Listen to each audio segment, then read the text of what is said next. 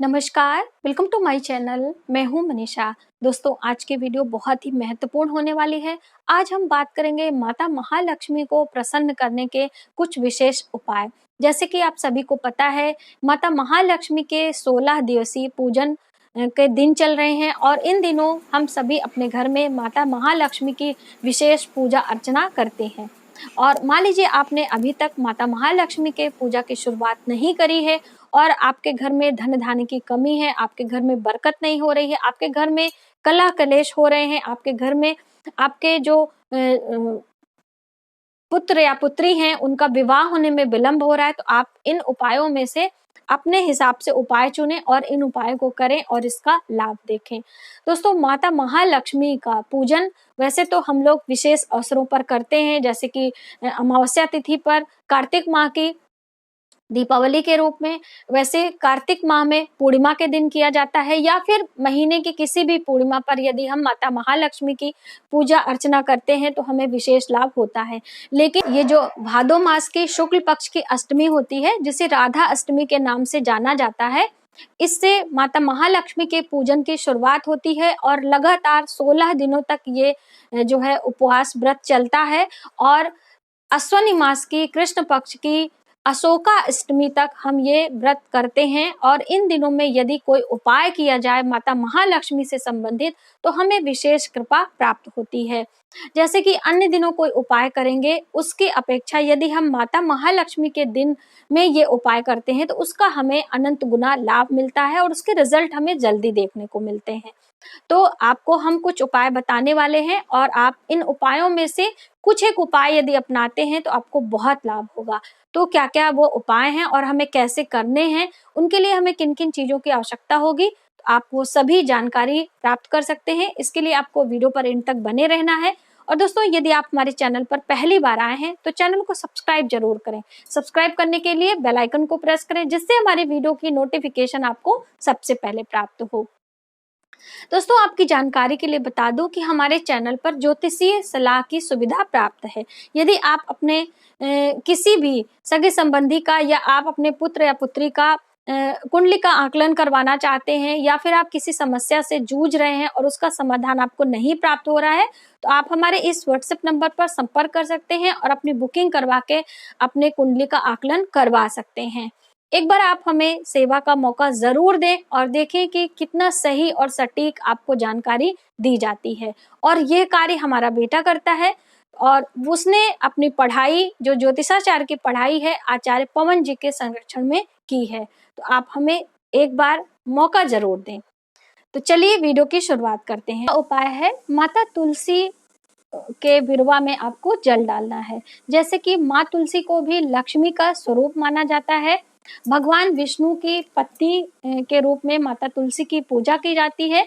तो यदि आप प्रतिदिन सुबह सवेरे स्नान ध्यान करने के बाद तुलसी के गमले में हल्दी वाला जल समर्पित करते हैं और एक परिक्रमा लगाते हैं, परिक्रमा आप 4 या फिर 8 लगा सकते हैं। परिक्रमा करते समय माता महालक्ष्मी के नाम का स्मरण करना चाहिए, जो कि नाम मैंने आपको शुरू में ही बोला है। तो उन नामों का जप करते हुए आप माता तुलसी के बिरवा की परिक्रमा करें और संध्या को एक घी का दीपक जरूर लगाएं। जैसे कि रविवार के दिन घी दीपक लगाने के लिए मना किया जाता है, लेकिन आप रविवार के दिन जल नहीं डालें, तुलसी के पत्तों को तोड़े नहीं, स्पर्श ना करें, लेकिन आप दूर से दीपक लगा सकते हैं।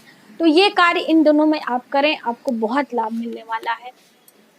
दोस्तों, माता तुलसी की पूजा करने से हमारे घर में सुख समृद्धि आती है, सौभाग्य की प्राप्ति होती है और जो वैवाहिक स्त्रियां हैं उनके वैवाहिक सुख में यदि कोई बाधा आ रही है, आपके पति पत्नी में कोई मनमुटाव चल रहा है, तो आप माता तुलसी की सेवा प्रारंभ कर दें, आपको बहुत लाभ मिलेगा।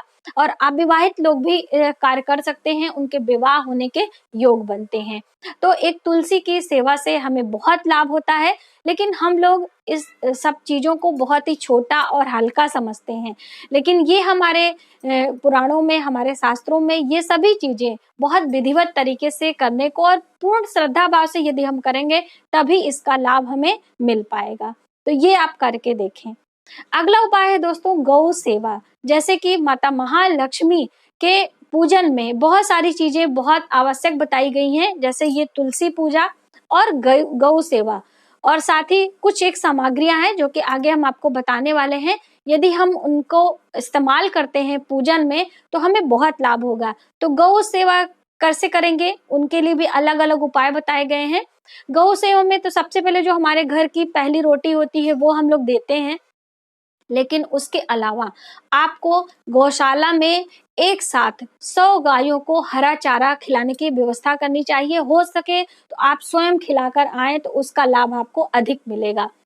ऐसा करने से आपका शुक्र ग्रह बैलेंस होता है और आपके घर में जो विवाहित महिलाएं हैं उनके घर में धन धान्य की कभी कमी नहीं होती है। और शुक्र की अधिष्ठाता देवी माता लक्ष्मी को माना जाता है, तो माँ लक्ष्मी भी प्रसन्न होती हैं। और दूसरा गाय से ही संबंधित उपाय है दोस्तों, आपको गाय को भीगे हुए चने की दाल और गुड़ खिलाना है। और इसकी मात्रा आप अपने सामर्थ्य के अनुसार, यानी कि आप 4 मुट्ठी 8 मुट्ठी इस तरह से आप कर सकते हैं।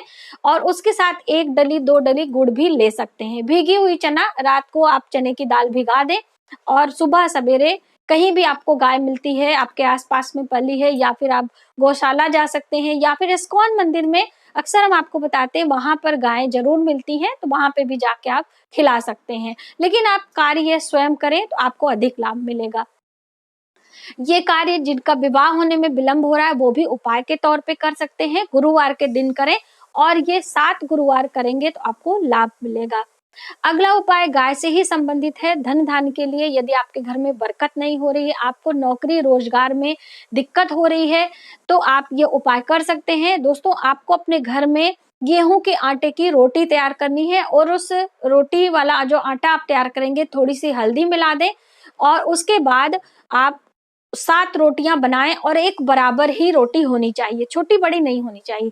एक बराबर 7 रोटी बनाएं और सातों रोटी में देसी घी लगाएं। उसके बाद उन रोटियों को एक के ऊपर एक रख के उसके ऊपर एक गुड़ की डली आप रख लें और ये सभी रोटियां आप गौ माता को एक साथ खिला दें। यदि आप ऐसा इन दिनों में करते हैं, जो 16 दिवसीय दिन है उनमें करते हैं, या फिर इस तरह से आप लगातार 43 दिन करते हैं, तो आपके घर में धन की बरकत होगी, माता लक्ष्मी की कृपा आपको प्राप्त होगी। ये आप करके देखें, बहुत ही अधिक लाभ मिलता है दोस्तों। ये छोटे छोटे उपाय देखने सुनने में लगते हैं, लेकिन इनका प्रभाव बहुत ही लाभकारी होता है। तो ये हम आपसे विनम्र अनुरोध करते हैं कि इनमें से कोई भी उपाय आप अपनी सुविधा अनुसार चुनें और पूरे शिद्दत से आप करें। अगला उपाय है दोस्तों, जैसे कि बहुत सारे लोग अभी मतलब गाय नहीं मिलती है या फिर सुबह सवेरे उठने में कोई प्रॉब्लम होती है, तो आप अपने पूजा मंदिर में कर सकते हैं। आपको करना क्या है कि पूजा मंदिर में जो आपके मंदिर है वहां पे माता लक्ष्मी की प्रतिमा तो जरूर होगी, तो माँ लक्ष्मी के सामने आपको एक घी का दीपक प्रज्वलित करना है और ये जो घी का दिया होगा उसमें आप मौली की बाती लगाएं और घी यदि गाय का मिल जाए तो अति उत्तम है, नहीं तो जो भी घी आपको मिलता है आप उसे लगा लें। उसमें एक हरी इलायची डालें और माँ के सामने लगाएं और कपूर की आरती करें। माता लक्ष्मी की आरती करना है, उसके पहले अष्ट लक्ष्मी माता का ध्यान करें। ऐसा यदि आप इन दिनों में करते हैं तो भी माता लक्ष्मी की प्रसन्नता आपको प्राप्त होती है और उनकी कृपा से आपके घर में धन आने के मार्ग खुलते हैं। दोस्तों, धन का उपाय करने से इसका मतलब नहीं होता कि आपके ऊपर धन की वर्षा होगी। आपके घर में जो भी व्यक्ति हैं उनके रोजगार में वृद्धि होती है, उनके जो आप उनका सरकारी नौकरी करते हैं तो आपकी जो इनकम है उन उसमें बढ़ोतरी होती है, आपका जो व्यवसाय है उसमें लाभ होने लगता है। इस तरह से धीरे धीरे धन आने के मार्ग खुलते हैं। तो ये उपाय आप करें और इन दिनों में करते हैं तो आपको अधिक लाभ मिलेगा। अगला उपाय है दोस्तों कि ये उपाय तो आप करें, लेकिन कुछ एक बातों का जरूर ध्यान रखें, जैसे कि आपको अपने घर में साफ सफाई हमेशा करते रहना चाहिए। कहीं भी मकड़ी का जाला नहीं होना चाहिए। जिस घर में मकड़ी का जाला होता है माता लक्ष्मी कभी निवास नहीं करती हैं। या फिर आपके घर में टूटे फूटे सामान यानी कि कबाड़ आप फैला के रखे हैं। बहुत सारे लोगों की आदत होती है कबाड़ लगा के छत पे स्टोर कर देते हैं, जिससे हमारा राहु ग्रह बहुत ही एक्टिव हो जाता है और घर में अनावश्यक लड़ाई झगड़े का योग बन जाता है। तो ये भी आप कार्य ना करें कि घर की सफाई करके सारे कबाड़ आप छत पे रख दें। कबाड़ को आप निकाल दें। कबाड़ निकालने का अच्छा दिन होता है अमावस्या या फिर शनिवार का दिन होता है। आपके घर में बहुत सारे फटे पुराने कपड़े हैं, उन्हें भी आप किसी को दे सकते हैं जो सही हो, किसी के पहनने लायक हो, या फिर आप उन्हें फेंक सकते हैं। इसी तरीके से आपके घर की जो बंद घड़ियां होती हैं, खोटे सिक्के होते हैं, उन्हें भी आपको घर में स्टोर करके नहीं रखना है। यदि घड़ियां रिपेयर कराने लायक हो तो आप उन्हें रिपेयर करा लें, वरना आप उन्हें कबाड़ में फेंक सकते हैं।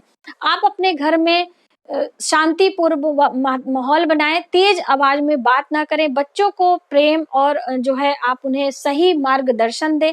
ऐसा करते रहने से आप साथ में ये उपाय करते हैं तो आपको बहुत लाभ होगा। ऐसा नहीं है कि आप बस उपाय कर लिए, आपके घर के साफ सफाई रख रखाव पर ध्यान नहीं दे रहे हैं, आपके घर में जो मेहमान आते हैं आप उनका आदर नहीं करते, आपके घर कोई भी भिक्षुक आता है यानी कि याचक आता है, आप उनका अनादर कर देते हैं, आप उन्हें कुछ देते नहीं हैं। ये सब भी हमारे हिंदू परंपरा में बहुत ही मायने रखता है। हिंदू सनातन धर्म में ये सभी चीजें बहुत ही महत्वपूर्ण बताई जाती हैं। तो आप इन सभी नियमों का पालन करते हुए यदि ये उपाय करते हैं तो आपको बहुत लाभ मिलने वाला है। तो आज की वीडियो में बस इतना ही। यदि हमारी जानकारी आपको थोड़ी सी भी हेल्पफुल लगे तो प्लीज हमारी वीडियो को लाइक करें, शेयर करें, सब्सक्राइब जरूर करें।